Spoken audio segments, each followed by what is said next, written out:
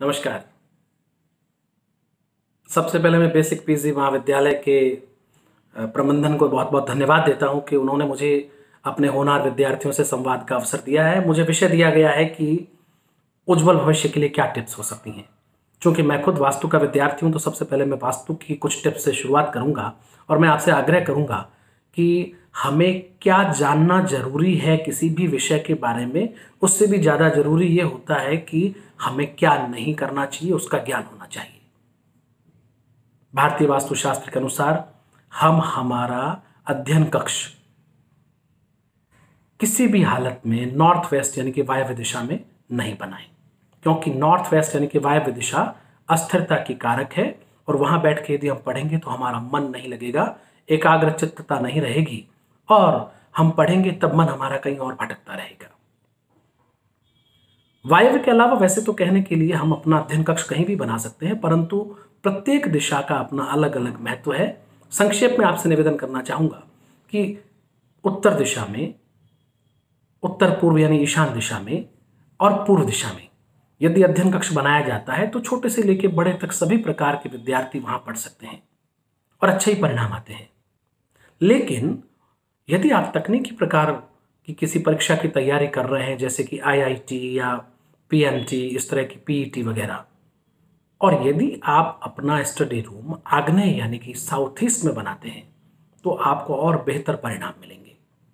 यदि आप भारतीय प्रशासनिक सेवा जैसी या कि एमबीबीएस के बाद पीजी जैसी कोई तैयारी कर रहे हैं, जब आपको बहुत अधिक सेटिंग पावर की आवश्यकता होती है, तो आपको चाहिए कि आप अपना कक्ष वेस्ट डायरेक्शन में बनाएं। West is best for study room, क्योंकि वो आपकी एकाग्रचित्तता के साथ साथ आपके सेटिंग पावर को भी बढ़ाता है। साउथ और साउथ वेस्ट में भी हमारा स्टडी रूम हो सकता है, परंतु वहां दो सावधानियां रखनी होंगी। नंबर एक, वहां बैठने से सेटिंग पावर तो बढ़ेगा, लेकिन फिर सोएंगे तो नींद भी ज्यादा आएगी। तो फिर अधिक पढ़े लेकिन वापस अगर अधिक नींद भी ले ली आवश्यकता से ज्यादा, तो फिर वो हिसाब बराबर हो जाता है।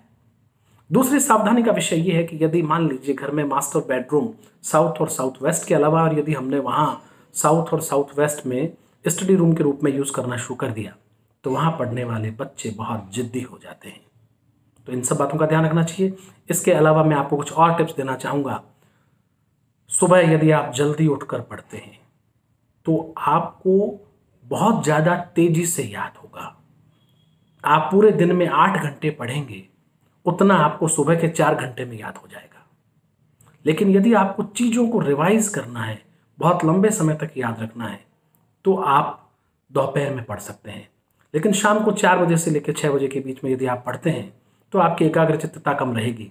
इसलिए हमारे यहाँ बच्चों के खेलने का सामान्य समय, स्पोर्ट्स आवर्स जो भी हैं, वो शाम का निर्धारित करते हैं 4 से 6, क्योंकि उस समय हमारी आंखें बहुत तेज हो जाती हैं और हम चाहे बैडमिंटन खेलें चाहे टेनिस खेलें, हम बॉल की स्पीड पे बहुत ज़्यादा कंसंट्रेट कर सकते हैं।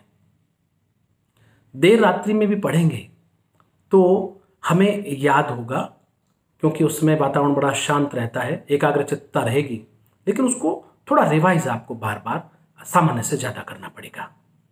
इसके अलावा ये वास्तु की जैसे बात चली तो मैं आपको बताना चाहता हूँ, बहुत कम लोगों को पता है कि पावर ऑफ सबकॉन्शियस माइंड यानी कि अवचेतन मन की शक्ति है, वो भी एक सुपर साइंस है। जिस प्रकार से वास्तुशास्त्र एक सुपर साइंस है, क्योंकि वास्तुशास्त्र अपने आप में एक स्वतंत्र विज्ञान नहीं है। विज्ञान की जितनी भी शाखाएं हैं, उन सभी शाखाओं के वो नियम जो हमारे जीवन को बेहतर बनाते हैं, उन विभिन्न शाखाओं के उन नियमों को एक जगह इकट्ठा कर दें तो वो वास्तुशास्त्र है। यानी कि वास्तु एक स्वतंत्र विज्ञान नहीं होके सुपर साइंस हो गया। और सुपर साइंस दो है, वास्तुशास्त्र के अलावा पावर ऑफ सबकॉन्शियस माइंड पे सुपर साइंस है, जिसका कि वास्तुशास्त्र में व्यापक तरह से उपयोग किया जाता है। तो किसी और दिन विस्तार से बात करेंगे, लेकिन 2 तथ्यों की ओर आपका ध्यान आकर्षित करना चाहता हूं। जो बच्चे पढ़ने में एकाग्र नहीं हो पाते हैं, उन्हें राग शिवरंजनी सुनना चाहिए। शिवरंजनी यदि आप सुनते हैं तो उससे आपकी एकाग्रचित्तता बढ़ेगी, ग्रास्पिंग पावर बढ़ेगी, आपकी याद करने की क्षमता बढ़ेगी।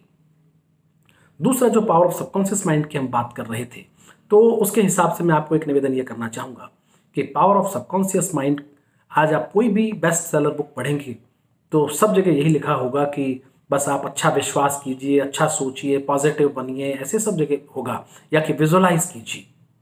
ये सारी बातें ठीक है, इनसे रिजल्ट निश्चित रूप से आते हैं और बहुत अच्छे आते हैं, लेकिन यदि आप चाहते हैं कि रिजल्ट्स बहुत तेज़ी से आए तो आपको एक काम और करना चाहिए, क्योंकि यदि आप केवल विजुलाइज करते हैं तो आपका केवल दिमाग का जो राइट पार्ट है, दायां भाग है, वही एक्टिव है।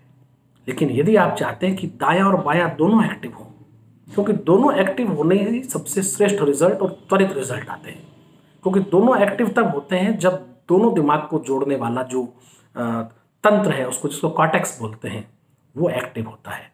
और वो कैसे एक्टिव किया जा सकता है, तो उसका तरीका ये है कि आप रात को सोने के तुरंत बाद और सुबह उठने से ठीक पहले जिस प्रकार से ईमानदारी से विजुलाइज कर रहे हैं, पॉजिटिव सोच रहे हैं, जो भी आपके डिजायर्स उनके बारे में सोच रहे हैं, विचार कर रहे हैं, उसको विजुलाइज कर रहे हैं, ठीक उसी प्रकार से उठने के बाद और उसके अलावा भी जब भी समय मिले, उठते ही सबसे पहले करें तो सबसे श्रेष्ठ है। आप एक डायरी लीजिए, उसमें लिखिए, एक पेज पे लिखिए उन सब चीज़ों के लिए धन्यवाद जो ईश्वर ने आपको उपलब्ध कराई है, और दूसरे पेज पे लिखिए जो आप चाहते हैं, और उनको रोज लिखिए और फिर विजुलाइज करेंगे तो आपको ज़्यादा बेटर रिजल्ट आएंगे। एक बात मैं आपको और कहना चाहता हूँ, ये जब आप सारी चीज़ें कर रहे होते हैं तो और बहुत सी चीज़ें हैं जो हमारी ज़िंदगी को बेटर बना सकती हैं। हमारी बड़ी बड़ी गलत आदतों को हम बहुत अच्छे तरीके से, छोटे तरीके से, बहुत छोटे प्रयासों से सुधार सकते हैं, और हमारे छोटे छोटे सुधार के कदम हमारे जीवन में बड़ा सुधार ला सकते हैं। उदाहरण के लिए, यदि कोई बच्चा सुबह लेट उठता है और हम उसे बोले कि तुम कल से ही 4 बजे उठना शुरू कर दो, तो ये व्यवहार में संभव नहीं होता। वो एक दिन उठेगा, 2 दिन उठेगा, लेकिन उसके बाद नहीं उठ पाएगा। लेकिन उसका एक तरीका है, और वो तरीका ये है कि आप उसको ये बोलो कि बस मान लो आप 8 बजे उठते हैं तो 10 मिनट पहले का अलार्म भर लीजिए। 7:50 पे उठना है कल से, तो 10 मिनट पहले उठना आसान है। आप एक सप्ताह बाद में 7:50 को 7:40 पे ले जाइए, फिर एक सप्ताह बाद में आप और 10 मिनट पीछे कीजिए, तो आप देखेंगे कि 5 या 6 महीने में आप वहाँ पहुँच जाएंगे जहाँ आप चाहते हैं कि सुबह आप 4 बजे आराम से उठने की आदत पड़ जाएगी। तो ऐसे सब काम किए जा सकते हैं। एक हमारी जैसे आदत होती है कि हमें ये पता नहीं चलता कि हमारा टाइम कहाँ वेस्ट हो गया, तो हमें एक लिस्ट बनानी चाहिए कि टाइम किलर्स क्या क्या है हमारी लाइफ में, और फिर उन कामों को करते समय टाइमर का यूज़ कीजिए। जैसे मान लीजिए, मेरे को पता है कि मैं अखबार पढ़ता हूँ, मुझे 30 मिनट लगते हैं, लेकिन मैं ये भी जानता हूँ कि मैं इसे 15 मिनट में पढ़ सकता हूँ, बाकी तो मैं अनावश्यक पढ़ता हूँ। तो मैं 5-5 मिनट के 3 टाइमर सेट कर सकता हूँ। पहला टाइमर हुआ तो मुझे पता चला कि 1/3 पढ़ा या नहीं पढ़ा, तो अगले 5 मिनट में जैसे भी पूरा करना है, और अंतिम 5 मिनट में पूरे अखबार को पढ़ना है। तो ऐसी कोई भी गतिविधि जो हमारा टाइम अधिक वेस्ट करती है, तो हम टाइमर का यूज़ कर सकते हैं। हम जब शेड्यूल बनाते हैं तो हमारे शेड्यूल में ऐसे बहुत से काम होते हैं जो हमें बहुत दिन तक परेशान करते हैं, और आज नहीं हुए तो कल वाले शेड्यूल में ट्रांसफ़र हो जाते हैं, कल से फिर परसों में ट्रांसफ़र हो जाते हैं। जबकि यदि आप बहुत बारीकी से देखेंगे तो आपको पता चलेगा कि उनमें कई काम ऐसे हैं जो 2 मिनट 3 मिनट के ही होते हैं, लेकिन हम उसको हमारी प्रोक्रेस्टिनेशन की जो आदत है, टालमटोल की आदत, उसके कारण से टालते रहते हैं। तो यदि आप इससे बचना चाहते हैं तो उसका तरीका है, उसके लिए होती है एक 2 मिनट टेक्निक होती है। 2 मिनट टेक्निक का मतलब ये है कि आप ऐसे कामों को आइडेंटिफाई करें जिनको 2-3 मिनट में ही किया जा सकता है, और उन कामों को तुरंत कर दें। तो आप रिलैक्स फील करेंगे, आपकी शेड्यूल की जो लिस्ट है वो बहुत भारी जो लग रही है वो हल्की हो जाएगी, तो आपका कॉन्फिडेंस भी बढ़ेगा। अब आप कहेंगे साहब 2 मिनट का है और टालम टोल की आदत इसीलिए तो कर नहीं पा रहे हैं, तो टालम टोल की आदत कैसे दूर हो? तो उसका भी बहुत छोटा सा तरीका ये है, उसके लिए एक 5 सेकंड टेक्निक होती है। 5 सेकंड टेक्निक में क्या होता है कि आपने जैसे ही ये सोचा कि ये काम बहुत आवश्यक है और करना है, तो उसको तुरंत कर गुजरे। 5 सेकंड के अंदर काम शुरू कर दीजिए। 5 से 6 सेकंड भी लगे तो आपका सबकॉन्शियस माइंड अलग तरह से एक्टिव हो जाएगा, और वो आपको कोई ना कोई तरह से भ्रमित करेगा, अच्छा थोड़ी देर बात करते हैं, 1 घंटे बात करते हैं। विदिन 5 सेकंड आप काम शुरू करें तो काम शुरू हो जाएगा। और एक और महत्वपूर्ण बात जो माने वो ये है कि जीवन में ऐसे कामों की लिस्ट बनाइए कि ये काम मेरे गेम चेंजर हो सकते हैं, लाइफ में आमूल चूल बदलाव कर सकते हैं। और फिर उन कामों को पहचानने के बाद में वो जो भी काम है 1% रोज करें। 1% रोज बहुत कम समय लेगा, लेकिन 1 साल में आपकी ज़िंदगी बदल देगा। उदाहरण के लिए, यदि आपको लगता है कि आपकी अंग्रेजी बहुत अच्छी होनी चाहिए, तो आप जो भी काम कर रहे हैं आपके पास हो सकता है समय नहीं हो, लेकिन यदि आपने तय किया कि ठीक है मैं रोज 10 मीनिंग करूंगा बस, और एक कोई ना कोई ग्रामर का सेंटेंस करूंगा, कुल मिला के मान लीजिए मैं 10 मिनट रोज करूंगा, तो आप देखेंगे कि साल भर के अंदर आपका इतना काम हो जाएगा, आपको पता भी नहीं चलेगा। तो ये तो छोटा सा उदाहरण है, ऐसे कोई और लक्ष्य भी जीवन में हो सकते हैं। और सबसे अंत में एक महत्वपूर्ण बात करूंगा, मैं आपको बताना चाहूंगा लॉ ऑफ परेटो क्या होता है। एक इटालियन विद्वान थे, अर्थशास्त्री थे परेटो, और परेटो ने एक नियम दिया था 80-20 का रूल। 80-20 का रूल क्या है वो आप समझिए। वो ये है कि हमारे जीवन में चाहे जरूरी हमारे काम हैं, चाहे हमारे आय के साधन हैं, चाहे हमारे मित्र हैं, उनमें एक अनुपात है 80 और 20 का। जैसे कि हमारे जितने भी मित्र हैं उनमें केवल 20% मित्र ऐसे हैं जो हमारे जीवन को 80% प्रभावित करते हैं, और शेष 80% मित्र हैं वो केवल 20% प्रभावित करते हैं। इसी प्रकार से हमारी लिस्ट हम बनाते हैं, जो जरूरी काम है उसके अंदर 20% काम ऐसे हैं जिनका महत्व 80% है करने का, और 80% कामों का महत्व केवल 20% आउटपुट आना है।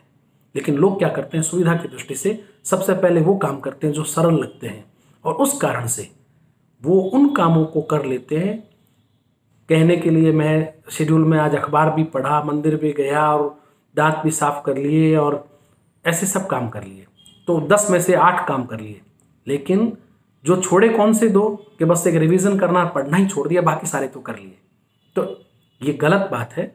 जीवन में हमको इसी प्रकार से 80-20 के हिसाब से चीज़ों को पहचानना चाहिए। यदि हमारे जीवन में मान लीजिए परेशानी के 10 कारण हैं, तो मान के चलिए कि 2 परेशानियां ऐसी होंगी जिनसे 80% हमारे जीवन में प्रभाव पड़ता है, और 80% ऐसी जिनका प्रभाव केवल 20% है। तो सबसे पहले उन 20% परेशानियों पे फोकस करें, उनको दूर करें, तो सारा जीवन हमारा सुखद बन जाएगा।